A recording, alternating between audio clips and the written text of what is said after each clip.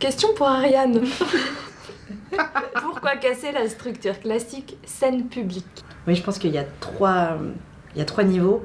Il y a, du point de vue des spectateurs, l'expérience différente dont vous parliez, et le fait qu'on voulait aussi faire venir des gens qui osent pas aller au théâtre, parce qu'ils se sentent pas légitimes, parce qu'il y a des codes très clairs. Donc on voulait que les gens aient pas d'a priori sur est-ce que j'ai le droit d'y aller, est-ce que je vais comprendre, est-ce que c'est ok. Il y a un point de vue de modèle économique et de casser le système du spectacle vivant, d'essayer de le penser différemment dans sa façon dont il se finance, etc. Parce que on ne joue pas dans des théâtres, donc on ne dépend pas des programmateurs et des producteurs habituels, on est indépendant. Et ensuite il y a du point de vue de nous, de la création et de l'artistique, parce que c'est tellement passionnant de créer un monde en entier. L'univers, il existe bien au-delà de ce que les spectateurs voient, et ils le sentent quand même par plein de petits détails qu'ils entrent dans un monde et pas seulement dans une pièce et dans la petite partition qu'on a écrite. Quel est le type de public qui vient à nos shows? Intéressant, vous les voyez Très de intéressant. près. Il y a tout type. Ouais. C'est vrai qu'on a cette chance-là, que j'ai l'impression que ça parle un peu à tout le monde de vouloir venir vivre une expérience comme celle-ci. Et ouais. C'est ce qu'Ariane disait, du coup, c'est pas forcément le public classique qui vient au théâtre pour s'asseoir et voir son spectacle, c'est vraiment une expérience à partager entre amis. C'est une expérience, c'est le mot. Oui, c'est vraiment très très divers. Ouais. Je dirais que la seule limite, c'est que ça reste quand même des billets relativement chers. Il y a des tarifs réduits, mais ça reste assez cher. Après, ça reste les mêmes prix qu'une place pour aller à Mogador ou aller voir Mamma Mia quand même. Oui, bien sûr, mais Ça bon, reste quand même le truc accessible. c'est une valeur sûre, je vais voir Mamma Mia, je vais voir Le Roi Lion.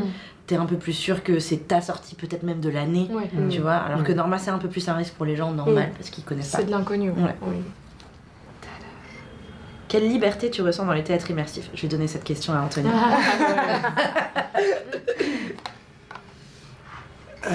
Liberté totale, parce que y a une grosse différence entre le jeu classique et le jeu immersif, c'est-à-dire que de mon expérience, je trouve qu'on ne joue pas, on incarne. C'est-à-dire que tout ce qu'on fait, tout ce qu'on dit, tout ce qu'on vit, tout est réel. La définition qu'on donne communément de l'immersif, c'est qu'on abolit la frontière entre le public et l'œuvre, et le spectacle. Ça peut avoir plein de curseurs différents qu'on bouge. Il y a le curseur de l'espace, c'est-à-dire qu'il n'y a pas de séparation physique entre les deux et que le public peut déambuler librement. Et il y a l'interaction avec le public, c'est-à-dire est-ce qu'ils ont un rôle, est-ce qu'ils ont le droit de parler, etc.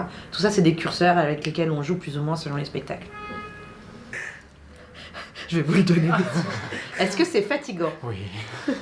Alors, c'est fatigant, oui. Ça vaut le coup d'en être fatigué, mais c'est fatigant et physiquement parce qu'on joue tous les soirs, quasiment.